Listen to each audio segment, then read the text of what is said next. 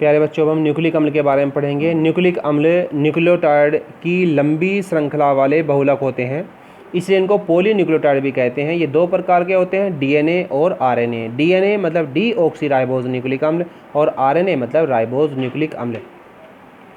इनकी रासायनिक संगठन की बात करें, डीएनए या आरएनए जब इसका हम पूर्ण जल अपघटन करते हैं तो जैसा मैंने आपको बताया था कि न्यूक्लियोटाइड के दो पार्ट हैं, न्यूक्लियोसाइड और फास्फोरिक अम्ल। और न्यूक्लियोसाइड के दो पार्ट हैं, पेंटोज शुगर और नाइट्रोजनी क्षार। यानी जब हम इसका जल अपघटन करेंगे तो तीन चीज़ें मिलती हैं, एक तो न्यूक्लियोसाइड का पार्ट पेंटोज शुगर और नाइट्रोजन युक्त क्षार, विषम चक्रीय यौगिक है जिसे हम क्षार बोलते हैं, और एक मिला था फास्फोरिक अम्ल। तो तीन पदार्थ प्राप्त होते हैं। अब डीएनए अणु में बीटा डी 2 डीऑक्सीराइबोज शर्करा होती है, ये वाली, जिसमें C2 पोजीशन पे ऑक्सीजन एटम नहीं होता। और आरएनए में बीटा डी राइबोज होती है, यहाँ पे C2 पोजीशन पे OH समूह होता है। पूरा सेम होता है, बस अंतर इतना होता है कि जो C2 कार्बन है यहाँ पे अगर O ऑक्सीजन है तो ये राइबोज शर्करा है, और ऑक्सीजन नहीं है तो ये बीटा डी 2 डीऑक्सीराइबोज शर्करा होती है। अब डीएनए में 4 क्षार होते हैं, जैसा मैंने आपको बताया था। एडेनिन, ग्वानिन ये प्यूरिन क्षार हैं, और थायमीन, साइटोसिन ये पिरिमिडीन क्षार हैं। आरएनए में भी 4 क्षार होते हैं। प्रथम 3 क्षार डीएनए के समान हैं, यानी प्यूरिन दोनों में सेम होते हैं, एडेनिन, ग्वानिन। और पिरिमिडीन में साइटोसिन होता है आरएनए में, लेकिन थायमीन नहीं होता। थायमीन के स्थान पर आरएनए में यूरेसिल होता है, जैसे मैंने अभी आपको समझाया था। अब इनके हम स्ट्रक्चर देंगे, जैसा मैंने अभी आपको बताया था। जो एडेनिन है उसका 6 एमिनो प्यूरिन, ये एडेनिन हमने बना लिया ये, और 6 नंबर पे यहाँ पे हम एमिनो ग्रुप लगाएंगे तो नाम हो जाएगा 6 एमिनो प्यूरिन। ये पिरिमिडीन प्यूरिन की स्ट्रक्चर है। ये अगर यहाँ पे हम NH2 ना दिखाएं और ऑक्सीजन ना दिखाएं, ये वाला ऑक्सीजन ना दिखाएं, तो ये क्या है, ये हुआ पिरिमिडीन बेस। अब ग्वानिन लिखने के लिए हम 2 पे एमिनो, ये 2 पे NH2 ग्रुप लगाएंगे, 6 पे ऑक्सो, ये 6 कार्बन वाला जो है ये C डबल बॉन्ड O बन जाता है, तो ये हो जाता है ग्वानिन। अब ये 3 पिरिमिडीन होते हैं, जिसमें ये थायमीन और साइटोसिन डीएनए के हैं, और साइटोसिन और यूरेसिल आरएनए के हैं। इनमें क्या करेंगे, इनमें सब में पिरिमिडीन क्षार होता है, मतलब ये जो सेकेंडरी वाला रिंग है ये होता है।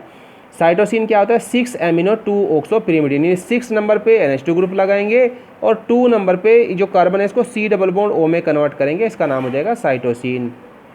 थायमीन के लिए क्या करना है, 5 मिथाइल, 5 नंबर जो है ये 5 नंबर पे मिथाइल ग्रुप लगाएंगे, और 2 और 6 को जो कार्बन है उसको C डबल बॉन्ड O में कन्वर्ट कर देंगे, नाम हो जाएगा थायमीन। यूरेसिल में 2,6 डाई ऑक्सो, 2 नंबर पे 6 नंबर पे जो कार्बन है उसको बदलेंगे C डबल बॉन्ड O, तो 2,6 डाई ऑक्सो हो गया। और पिरिमिडीन, ये पिरिमिडीन रिंग है ही, 2,6 पे डाइऑक्सो आ जाएगा, तो नाम हो जाएगा 2,6 डाइऑक्सो पिरिमिडीन, यानी यूरेसिल। इसके बाद बात करेंगे न्यूक्लिक अम्ल की संरचना की। न्यूक्लिक अम्ल की संरचना किस प्रकार की होती है। देखो बच्चों, पेंटोज शुगर, जैसा मैंने आपको बताया, ये कार्बन नंबर 1, 2, 3, 4, 5 कार्बन है। तो पेंटोज शुगर की जो C1 पोजीशन होती है, इस पे ऊपर एक क्षार जुड़ता है, चाहे वो प्यूरिन बेस है चाहे वो पिरिमिडीन बेस है, यहाँ पे एक क्षार जुड़ना है। और ये जो C3 पोजीशन का OH है और C5 पोजीशन का OH है, इन दोनों पे OH समूह जुड़ता है। क्या जुड़ेगा, OH समूह। किसका OH, फास्फोरिक अम्ल का OH समूह, ये ध्यान रखना है। ये न्यूक्लियोसाइड क्या होता है, पेंटोज शुगर और नाइट्रोजनी क्षार। अब बात करते हैं न्यूक्लियोटाइड। न्यूक्लियोसाइड में जब आप फास्फोरिक अम्ल मिलाएंगे, मतलब फास्फोरिक अम्ल और न्यूक्लियोसाइड मिलकर न्यूक्लियोटाइड बनाते हैं। अब जैसा मैंने बताया, फास्फोरिक अम्ल एक तो C3 पे यहाँ पे जुड़ता है और एक C5 पे जुड़ता है। अब यहाँ ध्यान दीजिए, यहाँ पे था CH2OH, क्या था, CH2OH। इस तरह से आप ध्यान दें, ये चाहे राइबोज शुगर है चाहे डीऑक्सीराइबोज शुगर है, इस तरह से हम स्ट्रक्चर बनाते हैं, इस तरह से, ऐसे ऐसे, और ये इस कार्बन पे यहाँ पे ऐसे दिखाएंगे, ऐसे इस कार्बन पे। यहाँ मैंने बताया OH H H OH, ribose sugar में OH लिखेंगे, डीएनए में यहाँ पे H लिखेंगे, उसके बाद H OH, और यहाँ पे CH2OH, और यहाँ पे H। तो फास्फोरिक अम्ल यहाँ पे जुड़ना, ये OH हटना है। कैसे, ये फास्फोरिक अम्ल है, P डबल बॉन्ड O, इधर OH, इधर OH और इधर OH, H3PO4 होता है।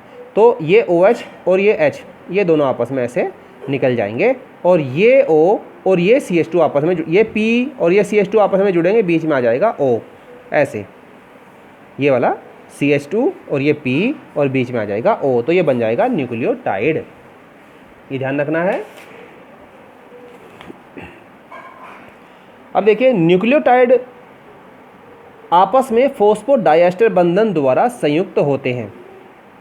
एक न्यूक्लियोटाइड ये है, एक न्यूक्लियोटाइड ये है, ये दोनों आपस में फॉस्फोडाइएस्टर बंधन द्वारा जुड़ते हैं। बस ध्यान ये रखना है कि यहाँ एक सार अगर A है तो यहाँ पे T आएगा, मतलब थायमीन, अगर हम DNA की बात कर रहे हैं, और यहाँ पे अगर T है तो यहाँ पे A आएगा, यहाँ पे G है यहाँ पे C आएगा, यहाँ पे C है यहाँ पे G आएगा। ध्यान ये रखना है, जो बॉन्डिंग होती है A के साथ हमेशा T जुड़ेगा, या उल्टा लिखिए T के साथ हमेशा A जुड़ेगा डबल बॉन्ड से, और G के साथ हमेशा C जुड़ेगा, या C के साथ हमेशा G जुड़ेगा ट्रिपल बॉन्ड से। बस ये ध्यान रखना है, ये जो इस साथ जुड़ेंगे तो AT या TA, GC या CG ऐसे ऐसे इनमें बॉन्डिंग होती है। तो कैसे ये दोनों आपस में जुड़ेंगे मैंने आपको बताया था। इसके साथ भी C5 पे फास्फोरिक अम्ल है, C5 पे। अब ये एक C3 से भी जुड़ता है, तो ये C3 जो है 1 2 3, ये OH और ये H ये भी निकल जाएगा, और ये कार्बन और ये फास्फोरस इस ऑक्सीजन से जुड़ेगा ऐसे। ये बीच में ये ऑक्सीजन, यहाँ पे ध्यान दीजिए, ये वाला OH हटा तो ये O इस P और इस कार्बन के बीच में, इस कार्बन और इस P के बीच में ये O, और इस P और इस कार्बन के बीच में ये वाला यो, ये CH2 के बीच में और P के बीच में O, CH2 और P के बीच में O इस तरह से जुड़ जाता है। तो इसको हम बोलेंगे डाई न्यूक्लियोटाइड। इसमें दो न्यूक्लियोटाइड आपस में जुड़ गए हैं। यहाँ पे C5 कार्बन है मैंने बताया था, और यहाँ पे ये C3 कार्बन, इस C3 पे फिर फास्फोरिक अम्ल जुड़ेगा, और इस C5 पे यहाँ पे जो OH है इस पे फिर आगे जो है ये C3 पोजीशन से ऊपर ये जुड़ जाएगा, और ये कहाँ जुड़ेगा, फास्फोरिक अम्ल से जुड़ेगा C3 पे, और ये फास्फोरिक अम्ल ऊपर फिर C3 पोजीशन से जुड़ जाता है। इस तरह से पूरे अणु का निर्माण होता रहता है। अब न्यूक्लिक अम्ल को यदि इसका हम एक सरलतम विवरण दिखाएं तो इससे दिखाएंगे शर्करा फास्फोरिक अम्ल से जुड़ी हुई है, ये शर्करा फास्फोरिक अम्ल से जुड़ी हुई है, और फिर शर्करा एक तरफ फास्फेट से जुड़ी हुई है, यहाँ पे इक्सार से और फास्फेट से। शर्करा एक तरफ इक्सार से एक तरफ फास्फेट से, ये शर्करा एक तरफ इक्सार से एक तरफ फास्फेट से जुड़ी हुई है। फिर उसी तरह से शर्करा फास्फेट इक्सार से जुड़ी है। होल एन का मतलब बहुत सारे अणु, इसमें 10 20 30 50 बहुत सारे अणु जुड़ते चले जाते हैं, इसका मतलब होल एन का मतलब बहुत सारे। ऐसे ये एक सिंपल चेन हम दिखा सकते हैं। अब न्यूक्लिक अम्ल की एक श्रृंखला के अनुक्रम से संबंधित सूचना को, ये जो इस तरह से सूचना है, इसको हम कहेंगे प्राथमिक संरचना। अब न्यूक्लिक अम्लों की द्वितीयक संरचना भी होती है। ये जेम्स वाटसन और फ्रांसिस क्रिक ने न्यूक्लिक अम्लों की द्वितीयक संरचना दी थी। ध्यान दीजिए, न्यूक्लिक अम्ल की दो श्रृंखलाएं, अब हम द्वितीयक संरचना की बात कर रहे हैं, प्राथमिक संरचना वहीं तक बतानी थी।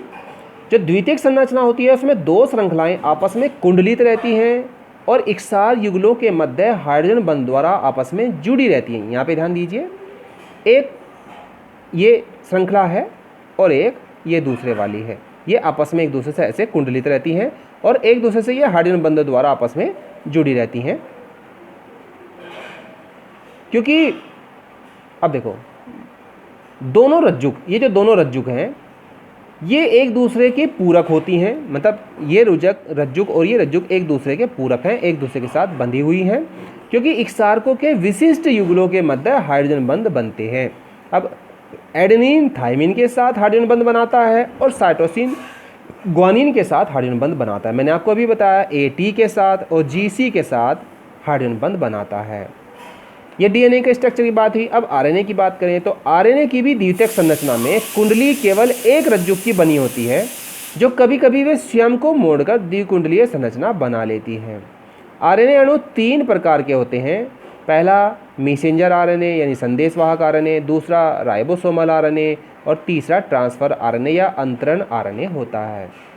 यहाँ पे ध्यान देना है बच्चों, जैसा मैंने अभी आपको बताया था, ये सेकेंडरी स्ट्रक्चर है DNA की। अगर सेकेंडरी स्ट्रक्चर आती है तो इससे हमें देना, यहाँ पे AT के साथ या TA के साथ डबल बॉन्ड से जुड़ा हुआ है, GC के साथ या CG के साथ डबल बॉन्ड से, AT TA डबल बॉन्ड से और GC CG ट्रिपल बॉन्ड से जुड़ा हुआ है।